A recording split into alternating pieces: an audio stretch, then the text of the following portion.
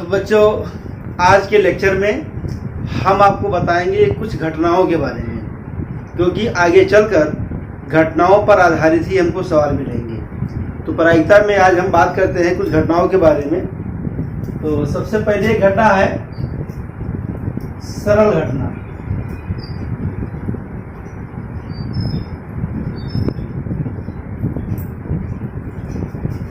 यदि किसी घटना में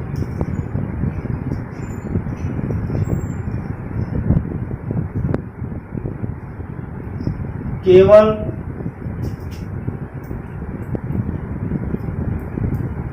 एक ही अवयव होता है तो इस प्रकार की घटनाओं को सरल घटना कहते हैं।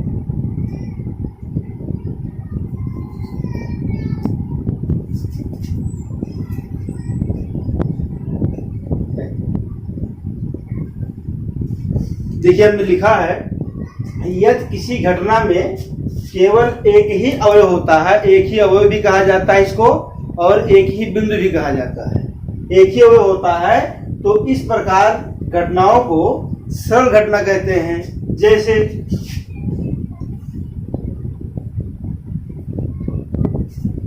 एक पासे की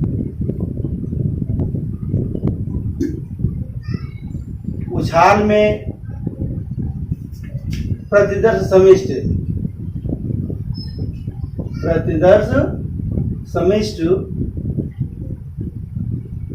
कैपिटल S इक्वल टू 1 2 3 4 5 6। जब हम एक पासे को उछालते हैं या फेंकते हैं तो जो प्रतिदर्श समिष्ट है S बराबर 1 2 3 4 5 6 होता है। अब देखिए, यहाँ पे हमने लिखा है कुछ घटना से हमने लिखा E1, यहाँ पे लिखा है 1, E2 2, E3 3, E4 4, E5 5, E6 तो हम ये देखते हैं कि E1, E2, E3, E4, E5, E6 इन सभी घटनाओं में केवल एक अवयव है। इसलिए E1, E2, E3, E4, E6 को हम सरल घटना कहते हैं। यहाँ पर E1, E2, E3, E4, E5, E6 को हम सरल घटना कहते हैं, क्योंकि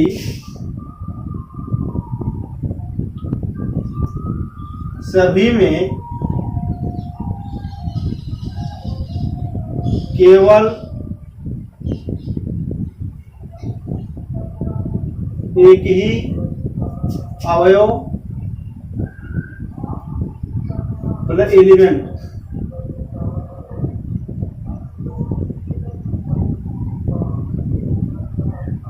ठीक।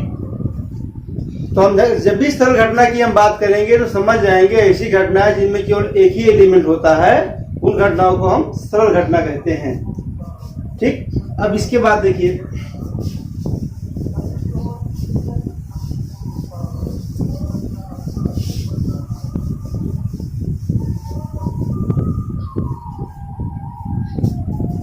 दूसरा है समसंभावी घटना।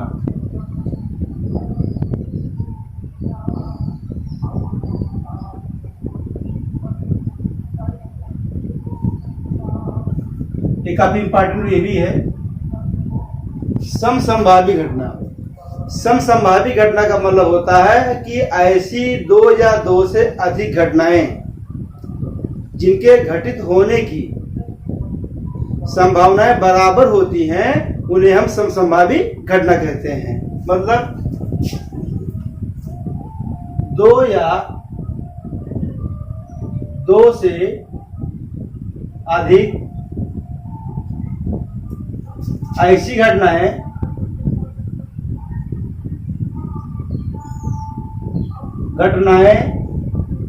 जिनके घटित होने की संभावना बराबर होती है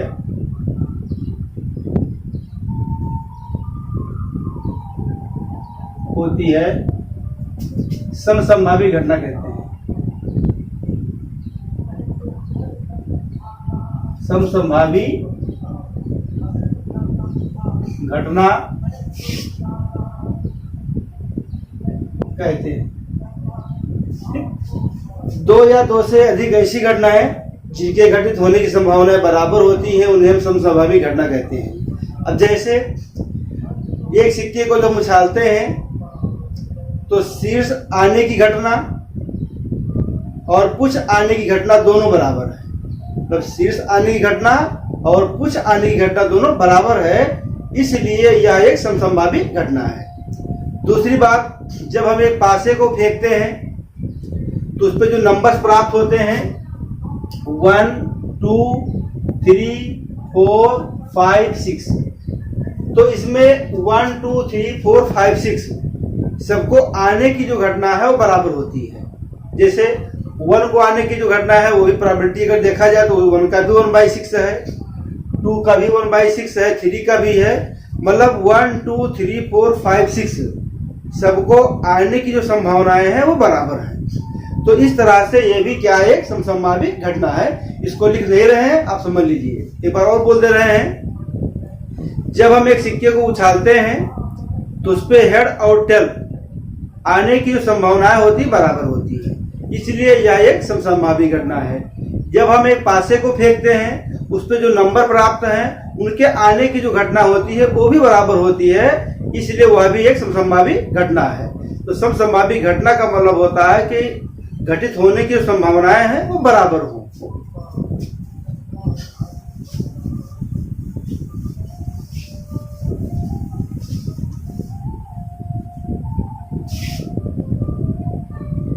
असंभव घटना,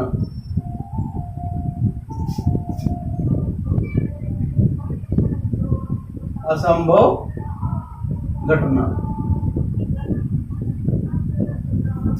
हम जानते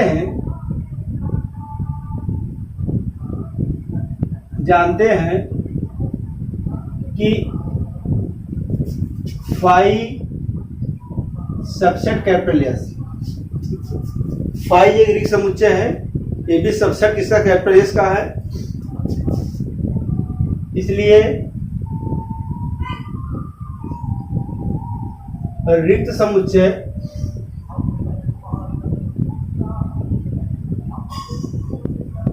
समुच्चय एक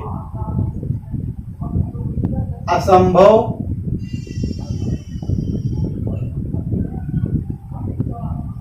घटना कहलाता है। मतलब जो फाई है यह एक असंभव घटना है और इसकी जो प्रायिकता होती है यह हमेशा शून्य होती है। इसकी प्रायिकता हमेशा शून्य होती है, शून्य होती है। अर्थात पी फाई इक्वल टू, हम जानते हैं कि फाई एक वर्ड नया आया है, ये फर्स्ट टाइम बताया गया है। रिक्त समुच्चय का सिंबल है सबसेट कैपिटल एस, इसके बारे में हम बात कर चुके हैं। इसलिए रिक्त समुच्चय एक असंभव घटना कहलाता है। जो रिक्त समुच्चय होता है उसमें कोई एलिमेंट नहीं होते हैं, इसीलिए इसको हम बोलते हैं असंभव घटना है। और जो घटनाएं असंभव होती हैं उनकी प्रायिकता शून्य होती है, मतलब P5 0। निश्चित घटना,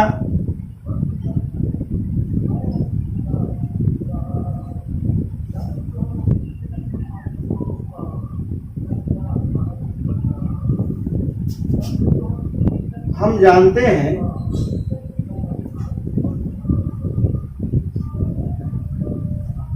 कि capital S subset capital S, ये कैपिटल एस क्या है? यह एक प्रदत्त समिष्ट है। अब प्रत्येक जो समुच्चय होता है वो स्वयं का सबसेट होता है। प्रत्येक समुच्चय क्या होता है? स्वयं का सबसेट होता है। हम जानते हैं कि यस जो है वो सबसेट क्या है? Capital S. इसलिए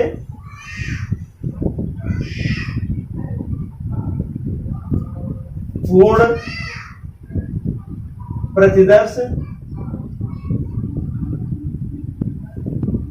समिष्ट को एक निश्चित घटना कहते हैं।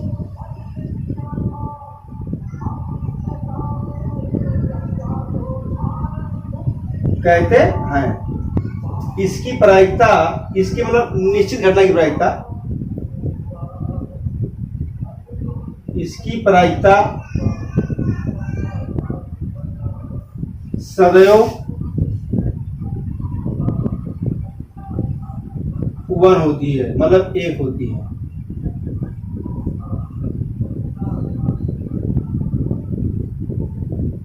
अर्थात इसका मतलब ये हुआ PS = 1। ध्यान रखिएगा, यहाँ P5 लिखा है, घटना असंभव है, तो असंभव घटना की जो प्रोबेबिलिटी होती है वो 0 होती है। लेकिन जो घटनाएं निश्चित होती हैं उनकी जो प्रोबेबिलिटी होती है वो 1 होती है।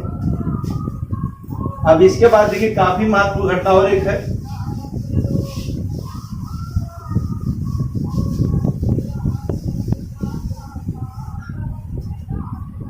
पूरक घटना।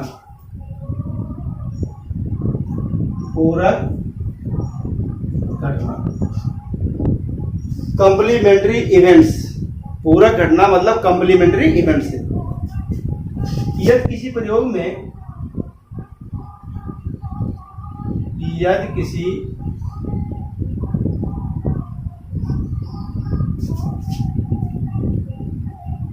यादृच्छिक प्रयोग में प्रतिदर्श समिष्ट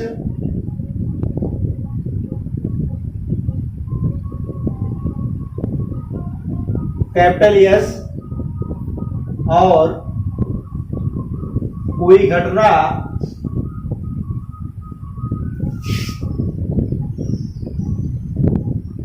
कैपिटल ई है, तो यदि किसी यादृच्छिक प्रयोग, मतलब वह प्रयोग जिसमें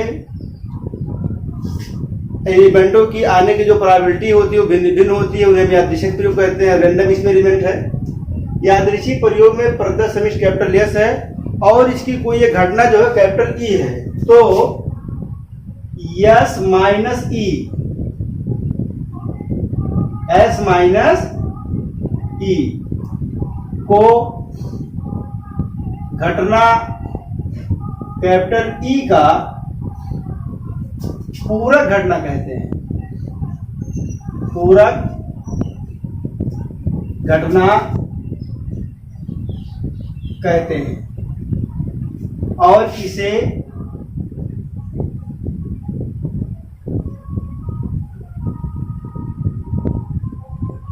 ई डैश या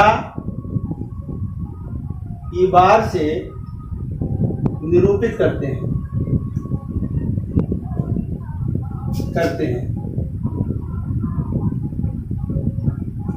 अर्थात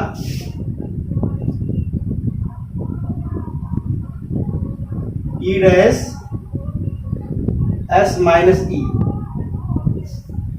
ई डैश का मतलब होता है एस माइनस ई। इसका मतलब क्या हुआ कि यदि घटना अगर ई घटित होती है तो ई डैश घटित नहीं होगी, और यदि ई डैश घटित होती है तो ई घटित नहीं होगी। मतलब ई और ई डैश जो है ये एक दूसरे क्या है, ये अपोजिट घटनाएं हैं। अब देखिए एग्जाम्पल इसका,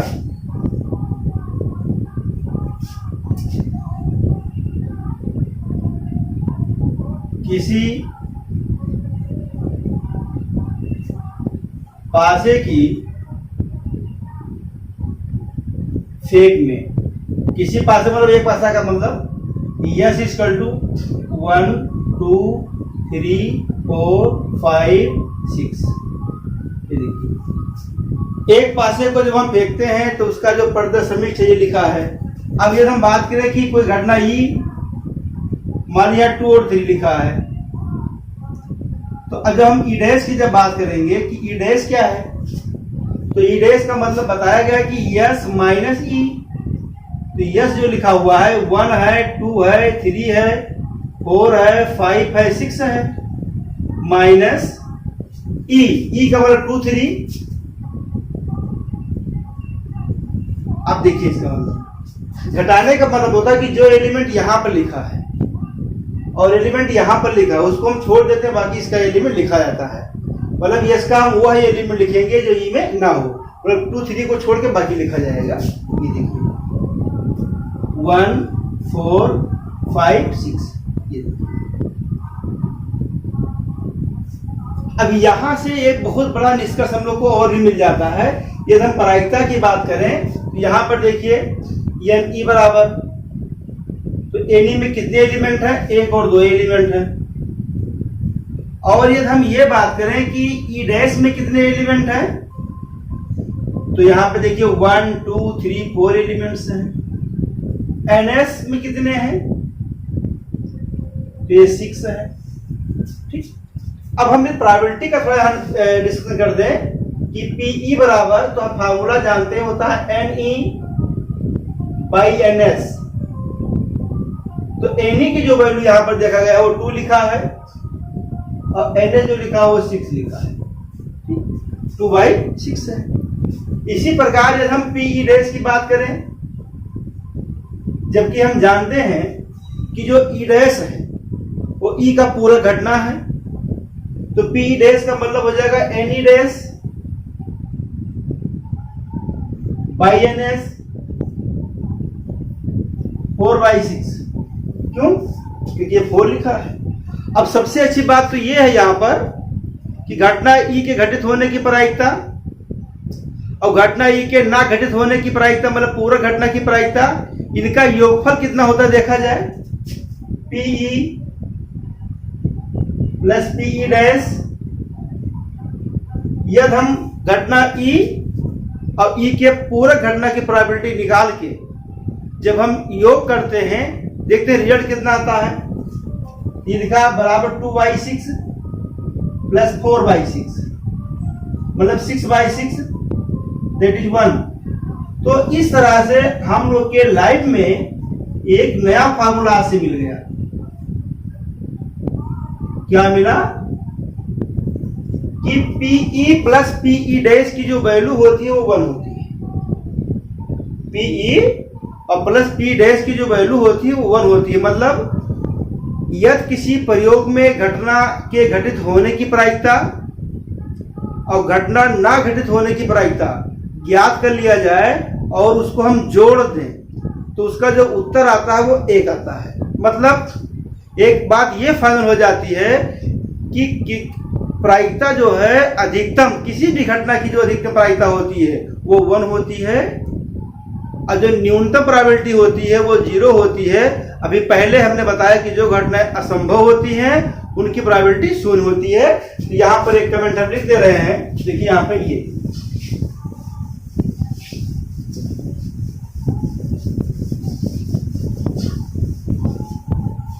क्या पर हम नोट लिख दे रहे हैं कि 0 less or equal to PE less or equal to 1। बहुत इंपॉर्टेंट है ये चीज। इसका मतलब ये हुआ कि किसी भी घटना के घटित होने की जो प्रायिकता होती है वो हमेशा 0 और 1 के बीच में होती है। यदि कभी आपको टिक लगाना रहे और विकल्प में अगर प्रायिकता 1 से ज्यादा का मतलब होता है, जैसे 4/3 लिखा रहे तो समझ जाना कि गलत लिखा है। क्यों? क्योंकि 4/3 है वो 1 से ज्यादा है। तो किसी भी घटना के घटित होने की जो प्रोबेबिलिटी होती है वो हमेशा 0 और 1 के बीच में होती है। अगर बाई चांस निगेटिव में है तो भी गलत माना जाएगा, अगर 1 से ज्यादा है तब भी वो गलत है। तो प्रायिकता का जो उत्तर आता है वो हमेशा 0 और 1 के बीच में आता है। जैसे यहाँ लिखा रहेगा 5/6, सही है। अब सोचो कि 6/5 लिखा है तो ये गलत लिखा है। ठीक, अब इस पर एक सवाल देखिए।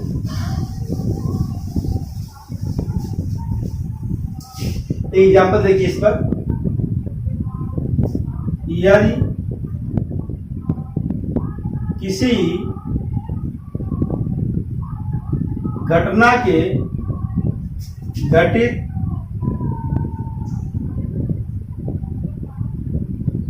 होने की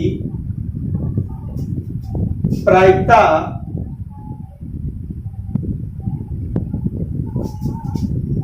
3/5 है, तो घटना के ना घटित होने की प्रायिकता ज्ञात कीजिए।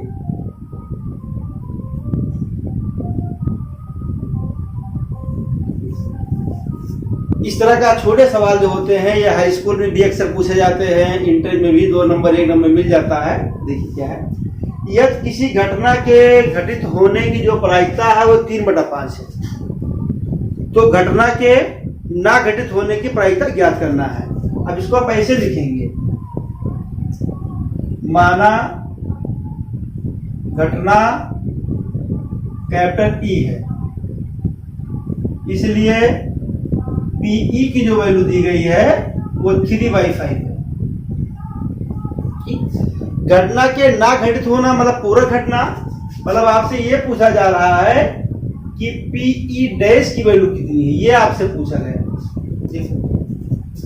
घटना के ना घटित होने की प्रायिकता, तो ना घटित होने का प्रोबेबिलिटी का मतलब होगा E डैश। देखिए P की वैल्यू दिया कितना, 3/5 मतलब 3/5। P डैश पता ही नहीं है, हम जानते हैं फार्मूला भी बताया गया कि PE और प्लस PE डैश ये 1 होता है। देयर इंप्लाइज PE की वैल्यू कितनी है, 3/5 plus PE dash equal to 1। There implies PE equal to 1 minus 3/5। हम एलसीएम ले लेंगे, 5 माइनस 3/5 मतलब 2/5। तो इस तरह से ये देखा गया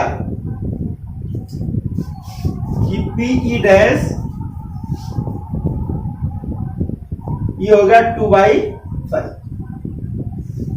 अब इसमें एक और अच्छी बात है कि PE और PE डैश को हम जोड़ दें आपस में, उत्तर 1 आ जाएगा तो समझ जाएंगे हमारा सवाल सही है।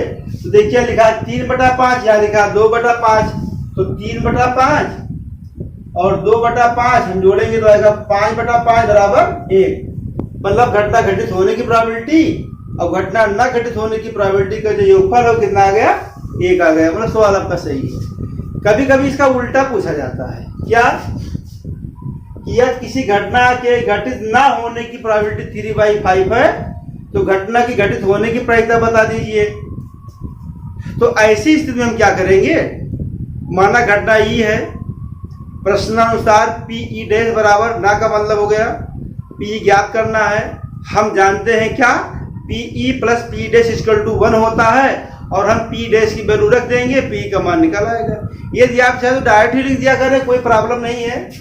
मतलब PE इक्वल टू होता है 1 माइनस P डैश, ये, या ऐसा भी आप बोल सकते हैं कि PE डैश ये 1 माइनस PE, ये देखो PE equal to 1 minus P dash या PE dash equal to 1 minus PE. तो इस तरह से सवाल इस पर लग जाता है आराम से। अब इसके बाद देखिए कुछ नई घटनाएं और आ जाती हैं।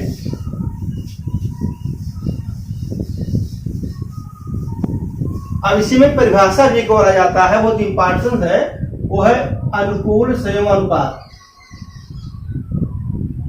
अनुकूल संयोग अनुपात 8 इन फेवर। 8 इन फेवर मतलब क्या है? घटना किसी घटना के घटित होने की प्रायिकता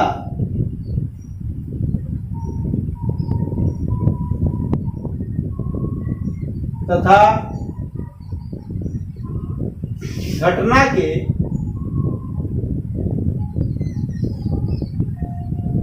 ना घटित होने की प्रायिकता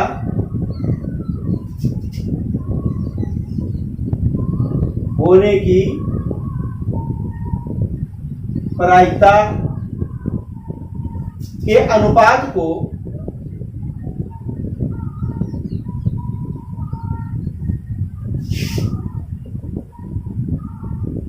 अनुकूल संयोगानुपात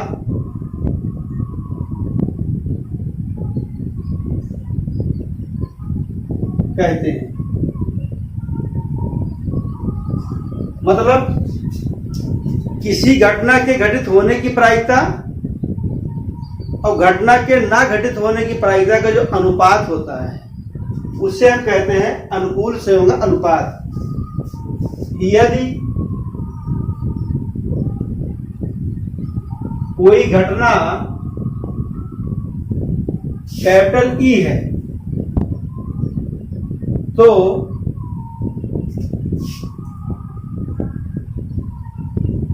अनुकूल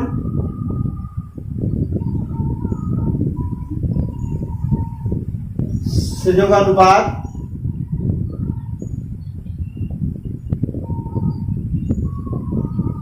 ये बराबर होता है पीई अपान पीई डैश। अनुकूल संयोगानुपात 8 इन फेवर मतलब पीई अपान पी डैश। यदि आपसे कहा जाए प्रतिकूल संयोगानुपात तो जैसे इसका उल्टा हो जाएगा, मतलब घटना के ना घटित होने की प्रायिकता और घटना के घटित होने की प्रायिकता का जो अनुपात होता है उसे हम प्रतिकूल संयोगानुपात कहते हैं। ऑड इन एडजस्टमेंट, ऑड इन एडजस्टमेंट ये कहा जाता है। देखिए अगर हम बात करें प्रतिकूल संयोगानुपात,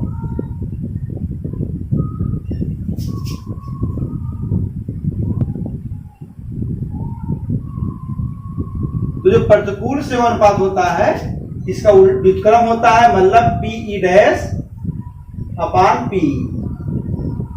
परिभाषा में लिखा जाए तो घटना के ना घटित होने की प्रायिकता और घटना के घटित होने की प्रायिकता का जो अनुपात होता है उसे हम प्रतिकूल संयोगानुपात कहते हैं। अब इस पे एग्जाम्पल देखिए आप,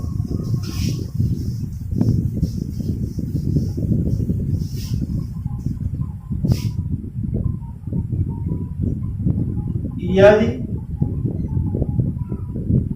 किसी घटना के घटित होने की प्रायिकता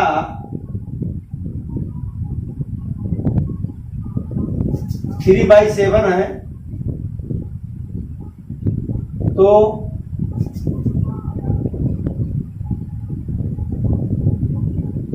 अनुकूल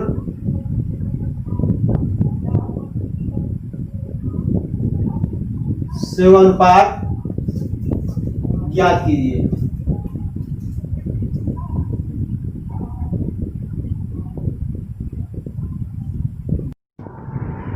यदि किसी घटना के घटित होने की प्रायिकता 3/7 है तो अनुकूल सेवानुपात ज्ञात कीजिए। मतलब इस घटना का क्या निकालना है हमें, अनुकूल सेवानुपात। अब देखिए यहां से, माना घटना कैपिटल ई है, इवेंट्स है, इसलिए पीई ये बराबर हो जाएगा 3/7। पीई डैश ये हमको नहीं पता है, तो पहले हम पी डैश निकालेंगे कि पीई डैश बराबर हो जाता है 1 माइनस पीई, तो 1 माइनस 3/7, 7 माइनस 3/7 दैट इज 4/7। तो इस तरह से हमने देखा कि जो पीई डैश है वो 4/7 हो गया। पूछा क्या गया है आपसे, अनुकूल संयोगा अनुपात, तो यहां पे लिखा जाएगा अनुकूल संयोगा अनुपात क्या होता है, ये तो बताया गया आप लोग को कि पीई अपान पीई डैश, मतलब घटना की घटित होने की प्रायिकता और घटना के ना घटित होने की जो प्रायिकता है उसका अनुपात होता है। P upon P dash, PE की वैल्यू कितनी है 3/7, 4/7, तो यह आपको आ जाएगा 3/7, 7/4, 7 कैंसिल हो गया, 3/4 दैट इज 3:4। तो अनुकूल सेवानुपात लिखा है और 3:4 लिखा है, मतलब 3:4 है। यदि आपसे यह कहा जाता कि प्रतिकूल सेवानुपात ज्ञात कीजिए तो इसका उल्टा हो जाएगा, हम यहां पर लिख दे रहे हैं प्रतिकूल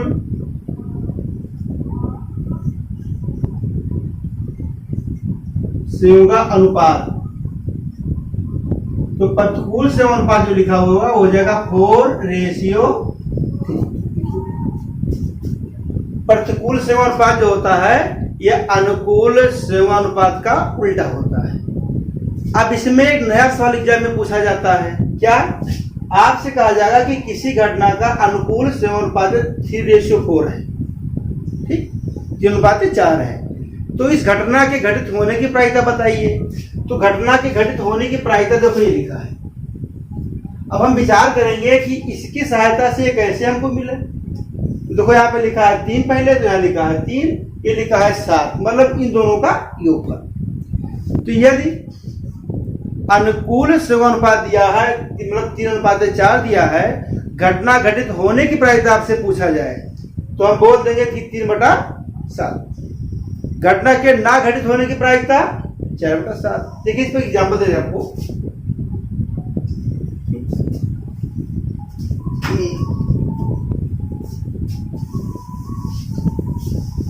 बहुत अच्छा एग्जाम्पल इसमें एक और है, देखा जाए।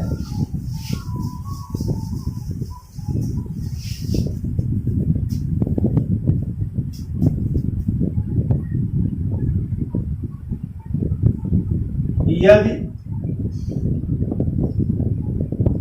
किसी घटना का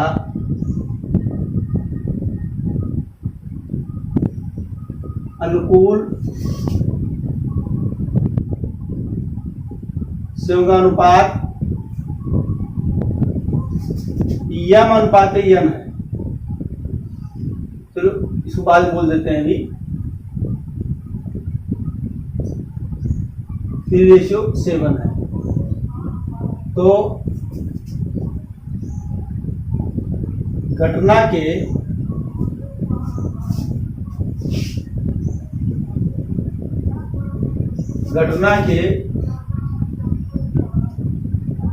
घटित होने की प्रायिकता ज्ञात कीजिए।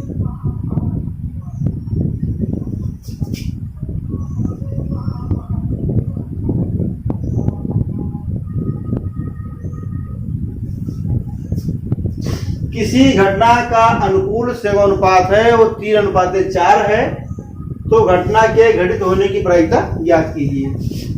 अब देखिए आपको दिया क्या गया है, अनुकूल सेवानुपात, यह है 3:4। कोई भी नंबर हो सकता है, ऐसी बात नहीं है हमने सेव में लिखा था हटा दिया, ऐसी बात नहीं है। 3:4 लिखो चाहे जो भी हो, अनुपात दिया रहेगा। इसलिए पीई यह आपका हो जाएगा, अनुकूल लिखा है तो घटना घटित होने की प्रायिकता क्या हो जाएगा, 3/3 + 4 मतलब 3/7। यदि आपसे हम ये पूछ लें घटना के ना घटित होने की प्रायिकता मतलब पीई डैश पूछा जाए तो 4 हो जाएगा 7। तो घटना घटित होने की जो प्रायिकता है 3/7 और घटना के ना घटित होने की जो प्रायिकता है वो 4/7 है। अब इस पे ऐसा भी हम कह सकते हैं यदि किसी घटना का प्रतिकूल सेवानुपात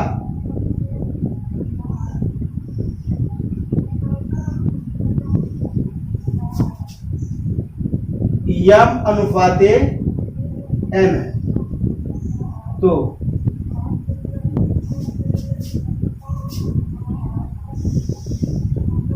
घटना के घटित होने की प्रायिकता मतलब पीई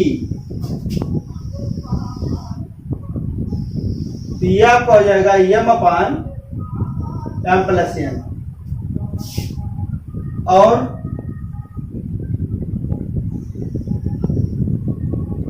घटना के ना घटित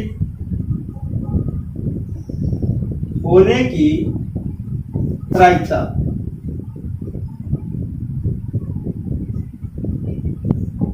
पीई डैश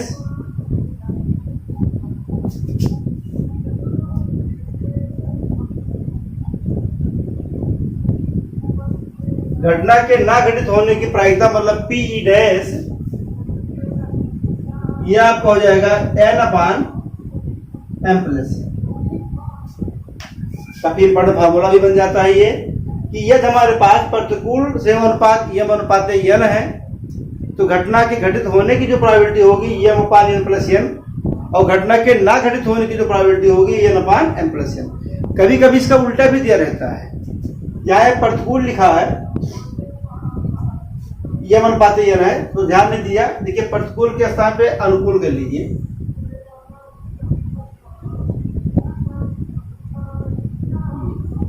अब यदि किसी घटना का अनुकूल सेवानुपात m/n है तो घटना के घटित होने की जो प्रायिकता है m/m+n और घटना के ना घटित होने की जो प्रायिकता है वो n/m+n। यदि यहाँ प्रतिकूल लिखा होगा तो ये उल्टा हो जाएगा। क्या हो जाएगा, जैसे अभी हमने प्रतिकूल ही लिख दिया था गलती से, तो अगर ये प्रतिकूल लिखा होता तो हम यहाँ लिखते घटना के घटित होने की प्रायिकता तो n/m+n हो जाता।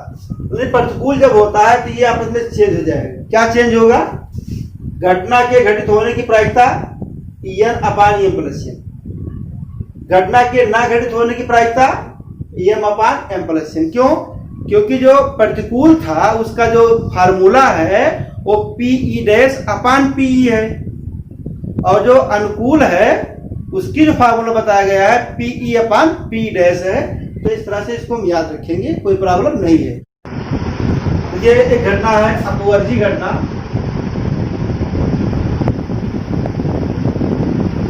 अपवर्ती घटना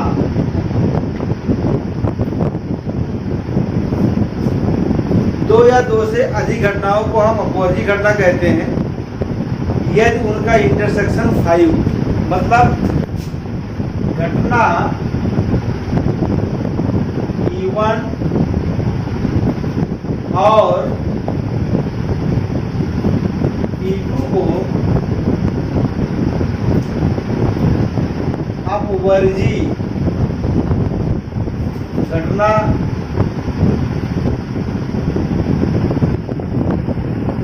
कहते हैं यदि E1 इंटरसेक्शन E2 5। जैसे मान लेते हैं कि E1 की घटना इस प्रकार है 1 2 और E2 4 5। E1 1,2 है और E2 4,5 है। तो हम ये देखते हैं इसमें कोई भी एलिमेंट कॉमन नहीं, मतलब E1 और E2 में कोई भी एलिमेंट कॉमन नहीं है, मतलब उनका जो इंटरसेक्शन है वो क्या हाई है। इसलिए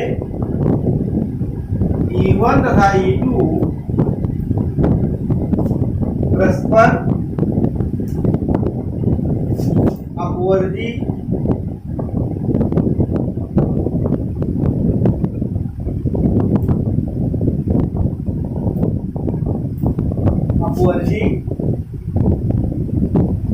घटना,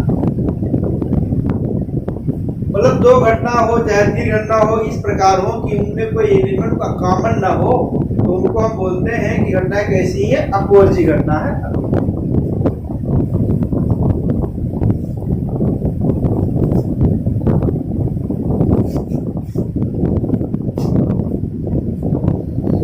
निशेष अपवर्ती घटना।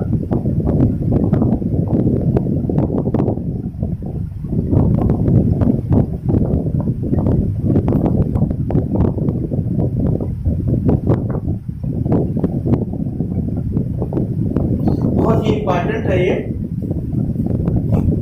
यदि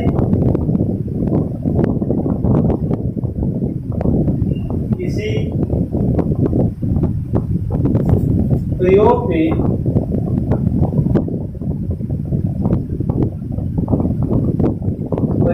में प्रतिदर्श समिष्ट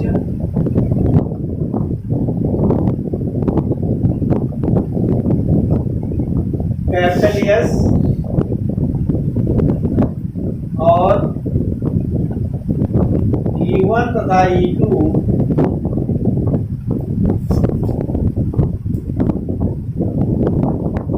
दो घटनाएं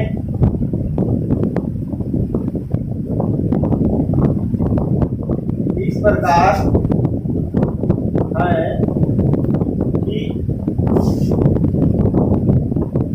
E1 union E2 capital S, ध्यान दीजिएगा E1 यूनियन E2 किसके बराबर है, कैपिटल एस के बराबर है, और E1 intersection E2 equal to 5। मतलब E1 और E2 का जो इंटरसेक्शन है, मतलब जो कॉमन एलिमेंट हो क्या 5 है, but E1 union E2 capital S है। तो E1 तथा E2 को परस्पर निशेष अपवर्ती घटना कहते हैं।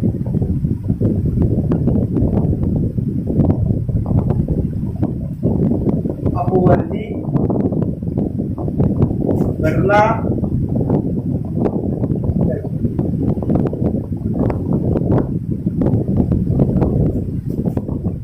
या ऐसा भी हम कह सकते हैं, जैसे हम दो ही घटना का नाम लिया है, मतलब आप ऐसा भी कह सकते हैं E1 union E2 union E3 union dot dot union EN equal to capital S, और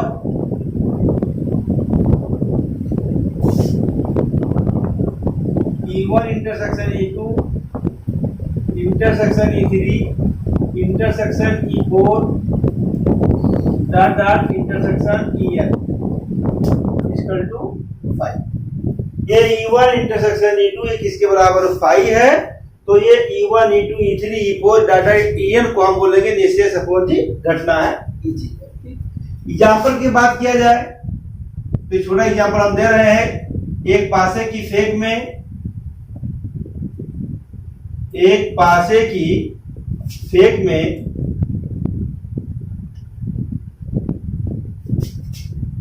क्या है, capital S equal to 1 2 3 4 5 6, E1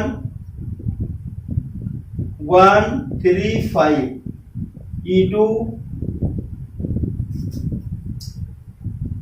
2 4 6।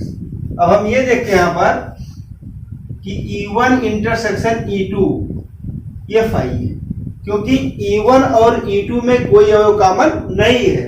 लेकिन E1 यूनियन E2, जब हम E1 और E2 को आपस में मिला देते हैं तो मिलाने के बाद देखिए क्या मिलता है हमको, 1 है, 3 है, 5 है, 2 है, 4 है और 6 है।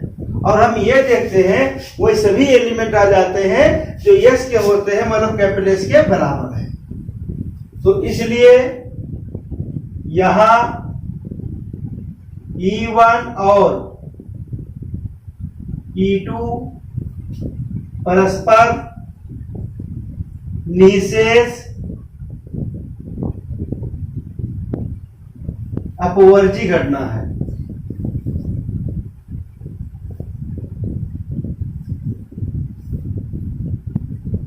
ठीक, निःशेष अपवर्जी घटना यदि किसी प्रयोग में प्रदर्शमिष्ट कैपिटल यस है तो E1 तथा E2 दो घटनाएं इस प्रकार है कि E1 यूनियन E2 बराबर कैपिटल एस और E1 intersection E2 equal to 5।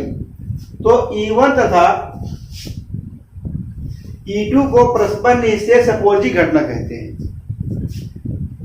Note देखिए लिखा, आपने कहा कि यहाँ दो ही घटना लिखा था, हो सकता है कि आपके दिमाग में आ जाए घटनाएं क्या दो ही हो सकती हैं, तो एग्जाम्पल दिया हो कि नहीं। अगर ये घटना आपके पास है, मतलब इस प्रकार E1 union E2 union E3 union data real बराबर कैपिटल एस और इनका जो इंटरसेक्शन फाई है, तो ऐसी स्थिति में E1 E2 E3 data En को निश्चय अपवर्जी घटना कहते हैं। एक छोटा सा एग्जाम्पल देखिए, एक पासे की फेक में कैपिटल एस इक्वल टू 1 2 3 4 5 6 है। जो घटना E1 और E2 हमने चॉइस किया है, E1 लिखा है 1 3 5, E2 2 4 6, इसमें कोई कॉमन नहीं है, बट दोनों को मिलाने के बाद E1 intersection E2 5, E1 union E2 capital S के बराबर है, इसलिए E1 और E2 परस्पर निःशेष अपवर्जी घटना है। तो इस तरह से जो महत्वपूर्ण घटनाएं थी वो पूरी हो गई।